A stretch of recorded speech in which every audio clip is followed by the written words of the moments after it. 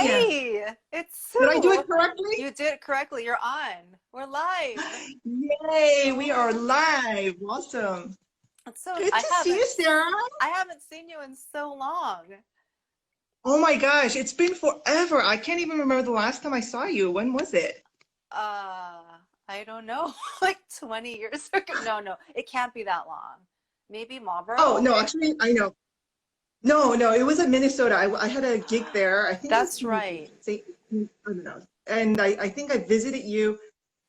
Yeah. Actually, Yes. I do remember that very, very vividly because my eldest was 9 months, and that was like one of the Yes. most crazy, right? And then we brought him over, Mm-hmm. and little did I know, I was totally a rookie mom, and I didn't know what I was doing, and Oh. I decided to take him along with me for this trip, and that was like the worst mistake ever. Anyways, yeah, I think that was the last time I saw you and Paul. That must have been like 2010, right? Around there, 2010, 11? Around Something there. like Yeah, that, yeah. something like Yeah. that. How old is your oldest now? He's 10, so 2010. It must have been Yeah, it must have been 2010. He was 2000. nine Yeah. months. Wow. 2010. Good. Wow. Yeah. Long. It's been You still look Asians. the same. So do you. Yeah. You look the same too. As I always say, it's Asian skin. We like Asian skin. It's very important. So, yeah, this is the 16th backstage pass I've done. So you are guest number 16, which is kind of cool. So I've been having all my friends on, and first of all, it's nice to see everyone because, we haven't seen each other, and this has been a great way to Yeah. reconnect. But second of all, like I have been learning a lot about people because, for instance, I don't know your origin story, like how you came to play the cello. I knew you as this incredible cellist. So I get to ask people, how did you choose the cello? Why the cello? Well, first, thank you so much for having me. This is so exciting that I get to join your series. I've been watching you from far, and I've been admiring all the stuff that you've been doing. I'm a big fan of you, Oh, Sarah. So thanks. I'm really happy to join you. And as for your question, where did I begin? So I'm a Canadian. Hmm. Hmm. I was born in Korea, and I'm going all the way back there. Yeah, And and I began. I think I was like 6 years old, and I have two older sisters, and yeah. Mm. they played violin and piano. So we had like a little piano trio going and stuff like that when we were Ah, young. They don't play anymore, but okay. anyway, so we moved to Canada when I was, and then when I think I was 9 when we moved, and during that time, due to the language barrier and the culture differences and stuff like that, it took me some time to adjust. But music really gave me confidence, and the fact that I was able to play the cello really gave me confidence in Hmm. who I was. Not for long though, because during the teen years, of course, you go a little wacko Yeah. like Hmm. everybody else, Hmm. and I really went wacko. So I quit the cello actually when I was 14 years old, Really? and yeah, What and made you quit? none of my friends were musicians, and Oh, yeah, I was yeah. pretty much yeah, I mean, I was pretty much a fob, and that was not cool, and I couldn't be a musician. Also, I couldn't. Hmm. So like, I ended up quitting. I had little identity crisis, whatever, and I really went downhill from there. I explored probably way more than any 14-year-old should have, and basically, partied my way through the whole Hmm. thing, with my gangster girlfriends and Hmm. whatnot. Anyway, so that whole scene, and then. How I came back to it is a little bit interesting. My mom actually came to me and she said, I saw this brochure and it's a summer festival called Encore, and if you get Uh, accepted, you could be away from home for 6 weeks in Cleveland. And I was like, like, what? yes. Away from home? Yeah. And so I was like, send me in. So I sent them my old tape, and then I went to Cleveland. I went to Encore, and that's when I really fell in love with music. I saw Mm. all these incredible concerts, student concerts, and learned these new repertoires through listening. And just watching little prodigies, like literally they were like shorter than Hmm. I, Hmm. and I'm pretty short too, but like they were short, and they're like flying off the wall, like playing so incredible. I was so motivated and I was so inspired that I decided from that point on that I may want to pursue it. And then I was around 16. Hmm. And so I started back, and I decided I'm gonna really go for it. I practiced my ass off, Hmm. and then literally by miracle, answered prayer, I got into Curtis, and that Hmm. I really didn't belong there, I felt like. And so the whole 4 years there, I was one of the oldest, of course, and I think I was like 18, and I was, you know, looking at everybody going like, what the heck am I doing here? You know? Oh, And of course I worked hard and yeah, I learned a lot. And I felt like that was really a time, like a Curtis is, I call it like a detox time where I got rid of all of my bad habits, not only as a cellist, but also as a person also, you know, just kind of detoxing and really relearning who I am. You know, of course there was a lot of insecurities, but that's when I really learned. And yeah, that's how my journey really began. Wow. It's kind of sad when you say I was the oldest at Curtis at 18. I mean, that's kind of I crazy, know, right? but If you that's think about it. normal. I, yeah, it really is.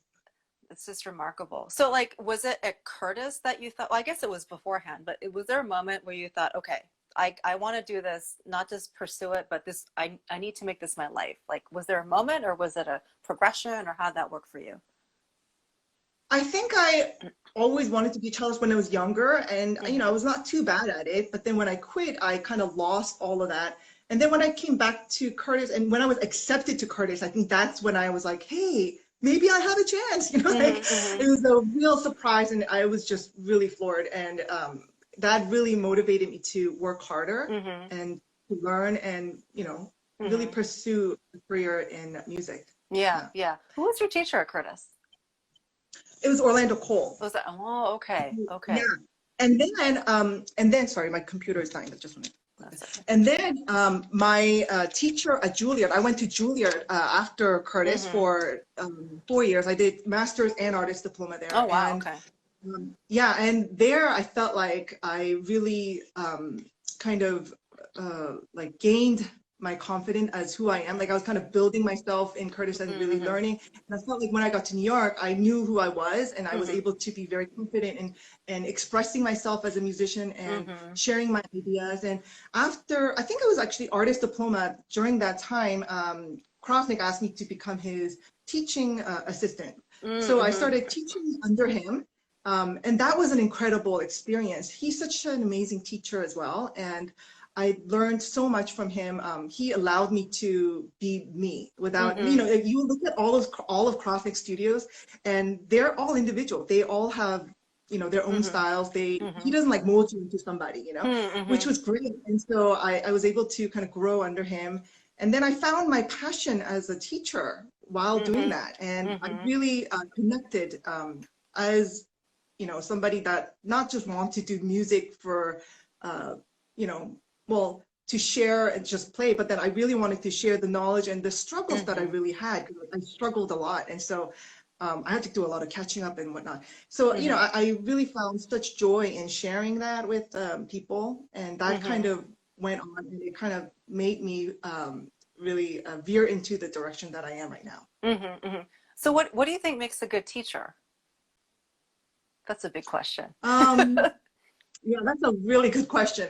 I think the best teachers are the ones that are able to draw it out from you, the gift and or the talents that you have, and kind of expect you to go beyond what you think that you can, and then they draw you into that, and they have, you know, they believe in you, and they could kind of take that, you know, motivate you to kind of go there. And really show you the beauty in music, because music is so beautiful, and somebody that could really open your ears or help you listen or help you see things in a way that you've never done before.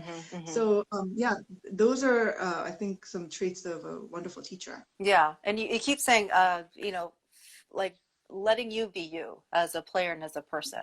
And how does a teacher accomplish that? I mean, because you do have to guide your students, you do have to be a mentor, but there's some limit, right? There's like some area where it's like kind of in between, where you give the freedom and you give the structure. So what is that like? You know, I do believe in firm instruction. Like, you know, I do believe that there's got to be some like, I was actually, as I was thinking about you, I thought about Otto Mueller. I don't know why. Firm instruction. Firm instruction, yeah. I mean, he's such an amazing, that's one person that really made an impact in my life as a musician. I made my way into lab orchestra every week for 4 years because I was like, wow, I'm getting paid for like learning from him. This is amazing, you know, because you know they would give you a little money for lab orchestra.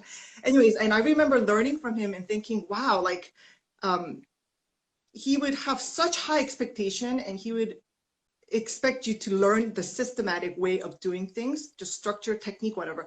And then I think you have to kind of grow out of that. I think for younger students, I think they have to have that fundamental structure.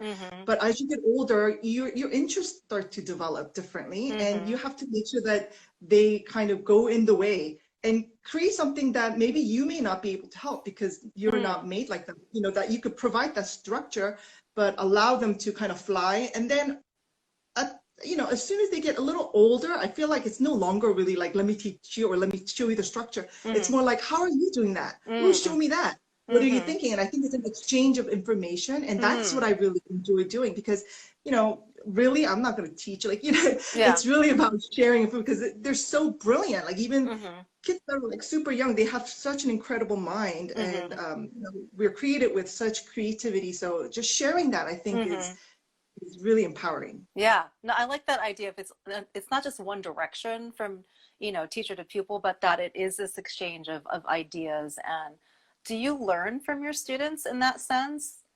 Absolutely. Yeah. I really do. I don't necessarily tell them all the time. You know, I'm like, I'm learning from you. But, you know, I do say, you know, occasionally, like, you know, try to do this, and then, you know, tell me what you're thinking. And I do love to exchange. And it's a little different than you know, the Asian method because, you know, you're usually taught to like kind of like be quiet, yes, master, you know, like that kind of stuff. You know, but I do believe that it's really important to be able to have that free conversation, free flow of conversation with your teacher so that you can really share in your thoughts and that way they can also guide you and kind of like, you know, help you really grow it.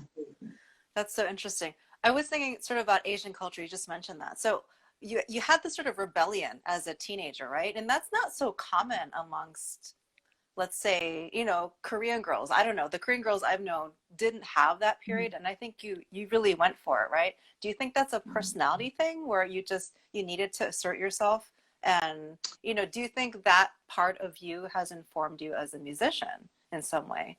That sort of rebellious side? I think definitely it was a unique situation for me. I cannot say that many Asian girls I don't want to stereotype, like there are people that go through that, but I do feel that, you know, it's something that I went through and looking back, you know, I'm really grateful for it because I feel like the struggles that I had and the difficulties that I had as a person in forming my own identity has helped me to be more secure in who I am today. And I feel like I had to search there, and people search in different ways. It may not be a rebellious way, but internally you could be struggling. And I feel like, you know, you have to recognize that there is gotta be that. It's not a like weird thing to not go through that, and for me it was definitely a rebellious kind of exploration, and I think that did make me who I am because the stuff that I'm doing right now, I'm really reconnecting with the youth and really working with younger people to kind of help them to use their giftings and their you know, their music or whatever, you know, their personality or their who they are to better the community, not just to you know do it for yourself, but you know, contribute to the society. And I think part of that is that I had to go through that. And so, yeah, it is unique and I'm thankful for it in some ways. Yeah. It's interesting. I mean, sometimes we go through difficult and strange and unexpected things, and those are the ones that are most, it's like significant into forming who we are and our experiences and sort of establishing what we believe in and what we care about. And I think it's important that we go through that. So talk about the chamber music program that you're running, speaking of. Yeah, and so I started this during artist diploma, and you know, honestly, if I knew how much work was going to go through like that, I would have never started it because it is a nonprofit organization, and we are 501c. So we're, you know, we've been around for 17 years now, but honestly, for the first 5 years, I was like, why am I doing this? Because it was literally like I had no skill set whatsoever in running an organization. Because I'm a musician, because I'm crazy, you know, like I didn't know, you know, how to be like structured and know all of that. And so it was a painful learning, but I'm so thankful I did. And basically, the mission of this festival is to allow the young students to grow in not just musically, but in character. So each year we have a different theme. For example, this past year, our theme was Compassionate Heart. And so we learned about compassion in music, compassion spiritually, compassion Mm-hmm. in character, and compassion in even talking to one another, or anyway. So that was our theme, and at the end of every program, we always hold a benefit concert, and these benefit Mm-hmm. concerts um, to raise funds for a worthy cause. This year, we raised, in going with the compassion theme, we raised funds for a wonderful family in Massachusetts. And Andy and his wife, they have 4 children, and their oldest, who's 8 years old, is battling neuroblastoma, brain cancer, and Oh. it's devastating. And they just found out that their other daughter, Mm-hmm. Emmy, also has cancer. So I Oh mean, my it's God. unlikely that, it's just I Mm-hmm. can't even understand it. Anyway, so the students gave their virtual benefit concert, because this year Mm-hmm. obviously we Right, couldn't right. meet. So they worked very hard, and they gave all of it that they can, and we Mm-hmm. invited Andy to speak to them about what compassion means during this era where we really need it. Mm-hmm. Um, and yeah, and then the students played beautifully. They worked hard, and we raised over $20,000. And for Wow. 8 to 18-year-olds, actually this year we had 8 to, like, I think 14-year-olds. So they're young. I mean, Wow. 10 to 14-year-olds. Mm-hmm. So they're young. But my thing is this: it doesn't matter if you're young, if you put your effort into using your gifting and your talent to better somebody, to help somebody, Mm-hmm. and to, show them how to do that at a young age, they will remember that, and they will Yes. remember what they did, and Mm-hmm. that'll plant a little seed in them. And as they grow, they will be able to draw back to that memory and do something, continually do Mm-hmm. Mm-hmm. something for the greater good. Yeah. And it's a Christian, festival where we not only just work with them in, musically, but we also Mm. work with them spiritually as well. So it's a wonderful organization where I learn also, because Mm-hmm. every Mm-hmm. year we pick a theme topic that I want to grow in. Right, right. So that's always fun. Yeah, so that's what we do, and we've been doing it for, I can't believe, 17 years now, and it's Wow. it's been amazing. Yeah. What was the impetus to start that? What gave you the idea and the energy to start, your own thing? I think it's just kind of my experiences, as you have told me.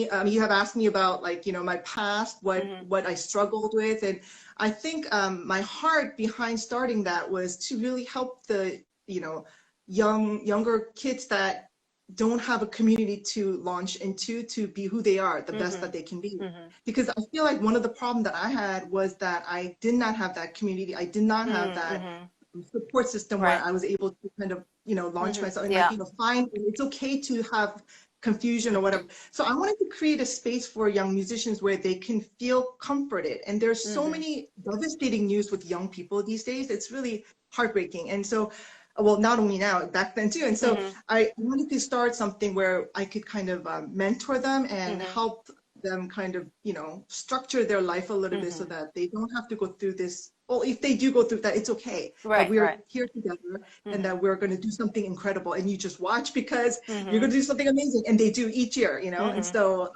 yeah, that's how it really began. I love this idea of not just creating a musician, but creating a citizen, really, that is going to be a part of Absolutely. their community and be, yeah, a contributing part of the community, and that you're really teaching these kids the importance of that. And I think, as you said, even more now, it's so important to have that, in the sense that we are connected and we live in society together, and we do have to have this compassion. That's a wonderful message. I'm so glad you're doing that. I think it's really, really cool. Yeah, yeah, it's Yeah, been very rewarding. Yeah, yeah. yeah. So you've done everything kind of as a cellist. I mean, you have this program that you run. You've played chamber music. You've played with orchestras. You've been a soloist. So do you have a favorite way of being a cellist, or is it a much larger, much more global thing? I was thinking about that actually recently, because I've been doing some very strange projects that's totally Uh-huh. and, I have to say, I love that I can do that. I Mm-hmm, mm-hmm. love that I can do, and I can't really, it's like kind of like asking me what's your favorite cuisine. I'm like, I Yeah. can't choose that. I like so many different things, and if you were to Mm-hmm. ask me to eat Korean every day, I just go crazy. I Yeah. need to flavor, you know, and I Mm-hmm. just feel like music is similar, and I love to explore. Like this morning, I was making a multi-track video of Lean on Me. Mm-hmm. I'm doing like a little multi-track for a Yeah. Canadian dance group, and so they'll be dancing towards Mm-hmm. with my music. And so as I was doing that, right after I finished that, I had to record the Brahms Clarinet Trio Oh because God. I'm recording that Concert Artists Guild. Actually, I'm recording that with Mia Chung. I don't know if you know her, and Charles Neidig. Oh, no And kidding. Wow. yeah, and so we're really looking forward to our concert. But it was so funny to just shift my head from like, Mm-hmm. you Mm-hmm. know, just like jamming it out, and then like Brahms, you know, I had to Right, kind right, of right. change everything. Mm-hmm. Yeah, but I feel like that fulfills me. I really love doing that. And I know, Mm-hmm. Sarah, that you are similar where you do all sorts of crazy Mm-hmm. things. Mm-hmm. And I really love that about you. I feel that you're exploring music as a whole person, and that's Mm-hmm. really lovely. Yeah, you know, Yeah. I think for me, it's more interesting to say music is music, and there are different ways of expression. There are different artists in different genres, but we're all trying to do the same thing essentially, right? Because I think Yeah. art is a response, it's an individual response to the world around them. And it doesn't matter how Mhm. that happens in the realm of sound, which is the realm of music. So, you know, it's always discovering that and how like how we intersect with each other, I think is really interesting, and how we're different, but how we have the similarities like across different types of music and expression. I think it's so important. But you've paired up with, I was reading your bio because, you know, I was trying to prepare with Mark O'Connor, Paquita de Rivera. So when you are Mhm. working with someone, I mean, your background is classical, right? So when you need to meet someone in a different genre, like what's that process for you? Is it conscious, like I need to know the style that they play in, or is it more you just sort of come as you are and see what goes? I have one word for this situation. It's called humility. You just go in Mm-hmm. there, please teach me. Because I feel like so many times I'm just like, what am I gonna do? Like I really don't know much about like, you know, the stylistic. I'm pretty confident with classical, that's my background, but when it ventures into something that I don't know, you know, Paquito Rivera, he's amazing. Like, you know, and I'm like, okay, show me. You know, I would study them for a little while just to kind Mm-hmm. of get into them. Mm-hmm. And then I come out always like so amazed, like have learned these new language of music, and it's so exciting. Mm-hmm. So Mm-hmm. yeah, I kind of go in there with you know, teach me, thank you, Yes. you know, that Mm-hmm. kind No. of mode. Yeah, no, Yeah. that's great because then you are sort of like you're accepting information and you know being able to respond to that, which is I think a great way to make music is to sort of meet somewhere. Um, Yeah. so that's I was what question was I going to ask? I have so many questions for you. I'm trying to squeeze them all in. So, but you've done a lot of work with composers too, with commissions, and that sort of is I mean, I guess it's a similar process in the sense that you sort of want to meet them musically where they are, but they're also writing something for you. So, how Mhm. does that work out creatively when you're working with a composer? I think it's such an honor because you get the front row in how a Mm, composer's mind is like, you know, is working, and their creative process they share with you because they're making it mm-hmm. for you. Right. Well, not for you, but like, you know, they're doing it so that you can perform it for, you know, for Mm-hmm. the first time. And so it's a really awesome process, and I feel that it's so fulfilling because you can create nuances and you could check in with the composer. Hey, I feel it this way, and then they Mm-hmm. communicate. But I was thinking this way, and I'm like, oh, and then you could really get in, and then you have a new appreciation for music in general in terms of composers, because Mm-hmm. I really do believe that you have to respect the composer and you have to respect what they have written in. And Mm-hmm. um, now we only have indications of what they want, but to have an access, just like a phone call, hey, what's Mm-hmm. up? Mm-hmm. Email, you know, that's like Right. Right. amazing, right? And so I find that so rewarding, and I love doing that. And yeah, I really enjoyed working with you know, modern composers. Mm-hmm. Mm-hmm. So we've been talking a lot about sort of musical meetings and musical agreements. So what, you know, if you're working, let's say with a composer who's writing for you or an artist you're working with or, you know, chamber musicians you're working with, what happens when you guys have a musical disagreement where it's, you know, it's nothing personal, but it's just a matter of you don't think of the phrase in the same way or you don't think of the piece in the same way. So when you disagree with someone else, what do you do from a musician standpoint? I think that's very easy. There's only one rule in chamber music. You will never get anything your way all the way. So like, that's my rule, you know? Yeah. I will not get everything my way. And so I have to kind of go in there. I feel like, kind of empty myself in certain degree, you know, like there's certain things that you just cannot, like for example, like you ask Haifitz to get rid of his intense vibrato. He cannot do that. That's who he is. Right. But you ask him to play a different phrase and like, you know, of course, then he'll be able to. So I just feel like there are certain things that they'll not be able to get rid of me because that's just me. Right. But I feel like as long as they don't try to strip my identity of who I am and go against what I really believe, I feel like I try to bend a lot for what they are hearing, because I feel like as a musician, you have to be flexible enough to kind of really learn. It's not about flexibility so that they're happy, but it's flexibility so that you're growing also, that you could really learn the language and really expand yourself to become like a whole. So I kind of take those challenges as, you know, as compliments, like, you know, they challenge me and then I have to learn it. And then if I really don't like it, I would express it. Actually, I have a moment where that actually did happen.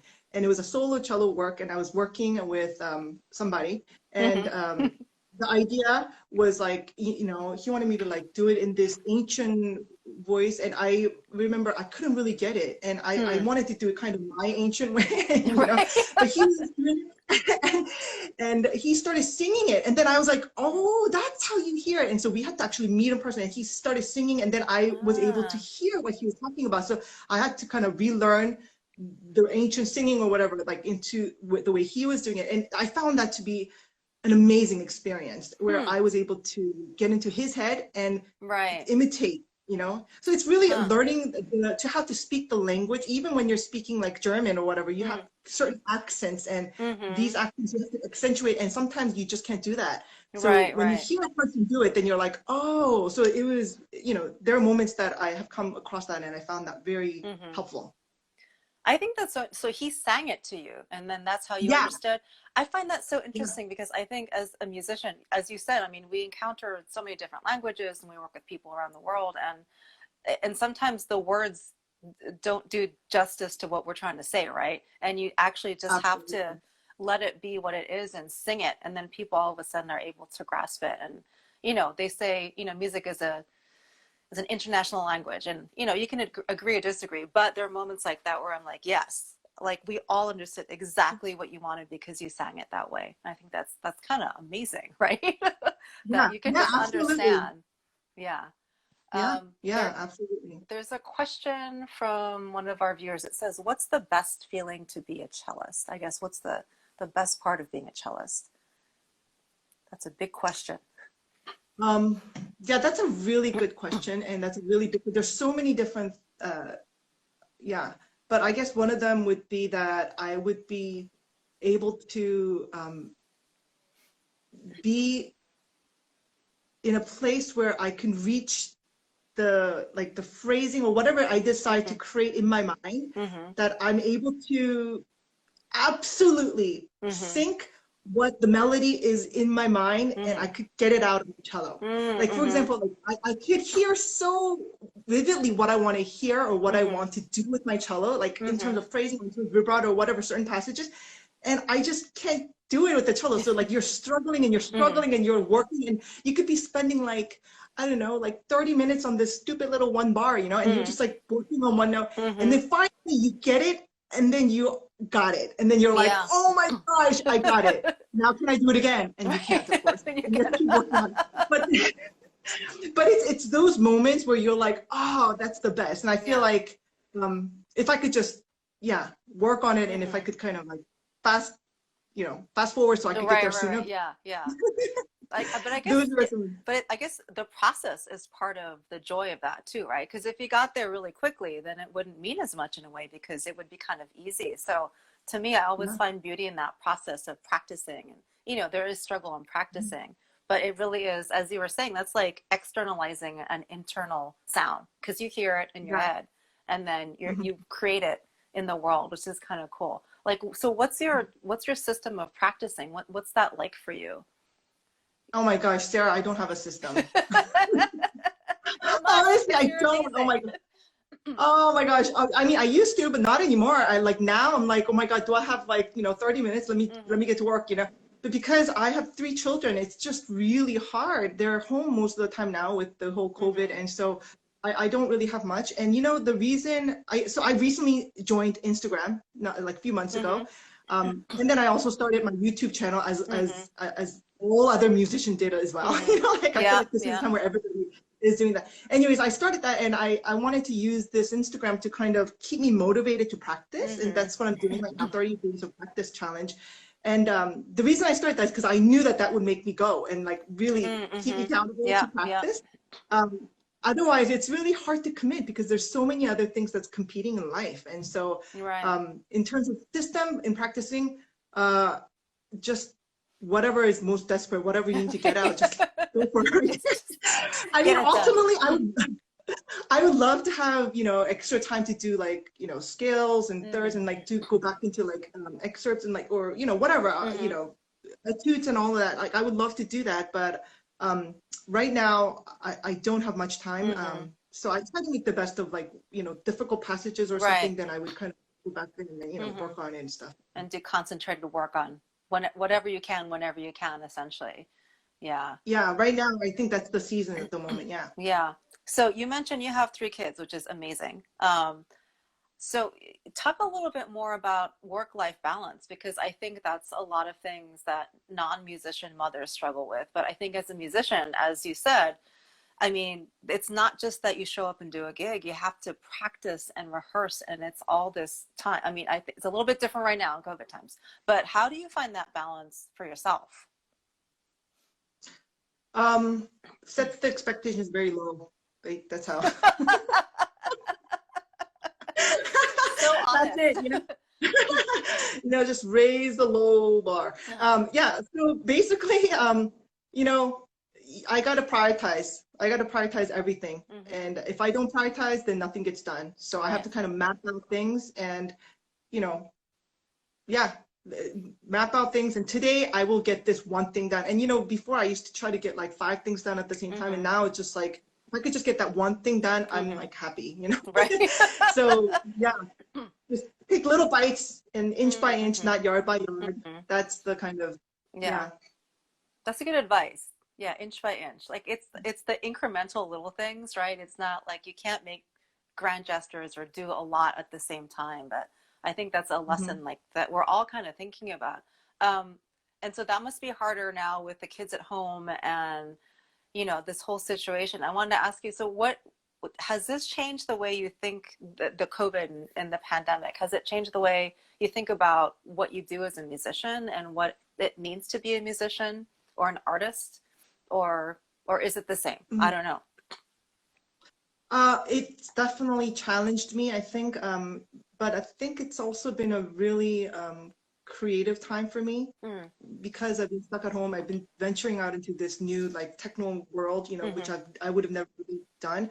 I would have never really gone to, you know, do 30 days like practice, you know, like stuff like that. I don't think I would have done that much, or even YouTube's like doing this multi-track stuff. I don't think I would have done that much either. But I'm so thankful for it because I feel like, you know, you make with what you got. Like you gotta make whatever you have, and you gotta just keep going with it. Yeah, and I have to ask myself, how, you know, it's so easy for musicians to just kind of go into their cave and just create and do their own thing, and then like, you know, then once in a while come out and then share, and then go back into their cave. And I feel like, you know what I mean? Like we do that a lot, but I feel like true, yeah.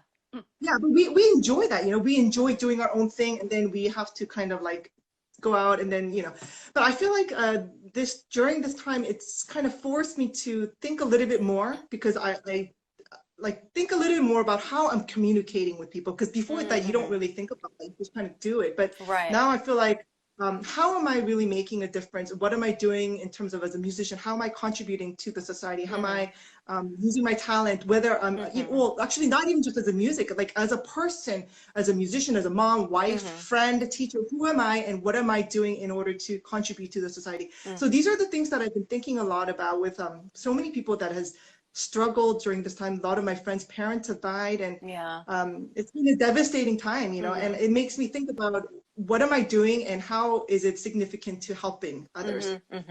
So I've been thinking about that, and I feel that It's been good. I Yeah. really enjoy what I'm doing right now because it's been a good creative process. I'm Mm-hmm. learning a lot of different things.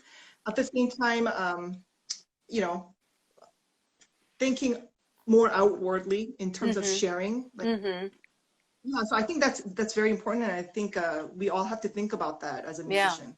Yeah. Because Yeah. it is easy as a musician. I mean, you describe it as going into your cave, but that's so true. You know, it's Yeah. just like, here's your, you know, what you do, you practice, you prepare, you have your concerts. It's just like, it's very set in a way, and it's easy to sort of continue in that mind frame. But if something forces you to like get out of that mind frame, it's really important Mhm. to be able to adjust to those things. And I love what you're saying about finding different ways to see yourself, not just as a musician, but as, you know, as you said, a wife, a mother, a sister, a daughter, and what that means in service of others, because that's something the world really needs right now. And I feel Yeah. like musicians, sometimes we get stuck. I mean, there's something a little bit selfish in a way. I feel like learning music in depth by ourselves, and it's very sort of intense and personal, and to be able to direct that outward, not just musically, but sort of more globally as a person, I think is really important right now. And I love that you're Yeah. doing it. And I love that this has given you the time and space to do it. So what if things, things get back to normal, whatever normal is going to be in the future, what will you take from this time? And do you think it will change the way that you are a musician? Um, I thought about that, Sarah, and I don't know how normal it's going to be again. I feel Mm-hmm. like once you've tasted something, no matter, like, for example, like once you've tasted that like awesome chicken, no matter how much you go back to your own way of chicken, you'll always remember that chicken, you know, like you'll always never be the same because you Yes. ate that chicken Yes. and now you're ruined forever. Mm-hmm. So I kind of feel like COVID is that in terms of like whatever we are going through, Mm-hmm. like I don't think we'll ever go back to what it was Mm-hmm. before because we're always evolving and growing. Right. So I just feel like you just have to go with where it's going. You have Mm-hmm. to kind of go with it. And I feel like this time that we've been given during this time of COVID, I feel like we have to make the best of it. And Mm-hmm. looking back, I want to say, was I was I good in doing what I was supposed to be doing? Like, you know, Mm-hmm. was I did I fulfill what I was supposed to be doing? Mm-hmm. As as a person, as a musician, and I think that's what I'll be thinking about. And I guess right now I'm not getting much sleep. I'm working a lot, and so I guess I'm making use of myself. Yeah. um, in terms of I'm not changing diapers anymore, but I Right. am busy with Yeah. yeah. Oh So man. yeah. So is there, what have you not done that you want to do? And that can be anything. It could be a musical thing, it could be playing a piece, it could be collaborating with someone, or it could be skydiving. I mean, is there something in life where you're like, I need to do that you haven't done yet? Oh gosh. Honestly, I haven't been thinking in that way at all Mm-hmm. lately. I've just been thinking about what do I need to do today, and Mm-hmm. I haven't been really dreaming. And um, I think I dreamt a lot more when I was younger. Like I want to do this, I want to do that, and I Mm-hmm. had like things. But then now what gets me excited is like if like I guess in the COVID world right now, like I would hear a certain tune or like I would hear like a just any regular song or whatever, and then Mm-hmm. all of a sudden I would want to arrange it for like a cello or something like that. So I have Right. like so many, like, I literally have a list of music that I want to do. Um, that's been really exciting me. But in Mm-hmm. terms of like far in later years, Mm-hmm. there's a lot, but honestly, not something that I could really point out. Mm-hmm. Yeah, I can't think. Yeah, yeah, nothing like that far in the There's a future. lot. There's a lot. Yeah, yeah. But I like that you have these things that excite you now, that make you want to be creative. And, as you said, just hearing a melody and thinking, I got to arrange this, and, getting on that Mhm. project, and just, having that excitement, um, and just things to look forward to, I think is really important, especially right now. Yeah, and one of the things that I kind of try not to think about something that I cannot reach because as Mm, exciting as that can be, I feel like it's only a dream, but mm, I like to. think about something that actually I can do, that excites Mm, me because then I can mm. actually go and do something about it Right, rather than right. just sit here and dream about it. So yeah, I guess that's why I haven't really been thinking about like I wish that I could do that, but it's more like, oh, what can I do? And then can I Mm-hmm. do it? I can do it. And then I, like kind of like Mm-hmm. make a bucket list of what I want to Right, do. right, right. And right now it's been, yeah, right now all the bucket list things that I've been wanting to do is because, I mean, I have, um, you know, a beautiful family where I could do traveling and all that stuff, but we do that. Mm, But I don't get to do much like my own time at home in terms of mm-hmm, like mm-hmm. music. But when I do have time to do music, it's like after the kids go to bed or whatever. Right. It's my time, and Mm-hmm. so those are the times that I really enjoy and like dream in terms of Mm-hmm. musician. Yeah, Because yeah, there's other yeah, things. Yeah. yeah. So it's like a little escape for me. Where before it wasn't like that, but now it is, and it's kind of funny that I say that. As a musician, like Yeah, yeah. you're always in your practice room, and now it's like, please, can I escape to my practice room? Like, But it's kind of, I think it's interesting how those things change within our lives and given, circumstances change, our lives change, and we adjust to them because, that's what we do as musicians, as artists, is we adjust to whatever's happening around us. So I want to ask you one last question. I guess, is there an event in your life that you think has most impacted you as a musician or as a person? That's sort of a hard one because I think there are a lot of events, but there must be a few that kind of stick with you as that meant a lot to me, and that made me think in this way, and that has impacted me in this way. Anything like that just pop out to you?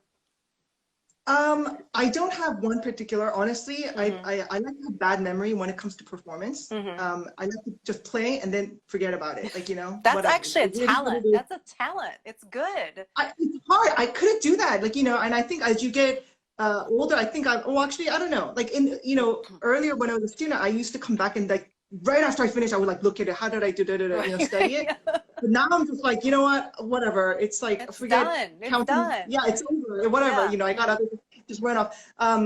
So yeah, that's that. I'm sorry. What was the question again? I digressed. That's okay. No, that was a good answer. No, just like anything that has happened to you, it could be musically or otherwise, where Oh, you yes, this yes, thing yes, was yes, really yeah. super formative to you. Yeah, and so I don't really have that, but I do have uh, these arrangements that I'm working on. I've been Mm-hmm. working on them for a long time, and they're little hymn arrangements of solo Mm. cello work. And I've been using them for like different encore pieces or whatever. And so I would always go back to that. And in fact, like I would go off onto a big stage, but in the backstage, right before going off, I would play these things these hymn arrangements that I have, kind of meditate upon and kind of, played by myself in my own space and, arrange them in the way that sounds beautiful to me. Mm-hmm. Mm-hmm. Um, so I would play these in my own practice rooms as a worship or as an internal kind of meditation. Mm-hmm. And Mm-hmm. when I share that with others and when they're impacted by what I do also, I think Mm-hmm. that's really special. And I'd like Yeah. to arrange those hymns, and I've been working on them for like ever. And I Mm-hmm. have a couple that's coming out now. And so I'm excited for that. And I feel Mm-hmm. like it's important to me because it's my arrangement and I Right. could be Right. my own composer. Mm-hmm. And so I think that's, and if it's a mistake, it's okay, it was meant to be. Right.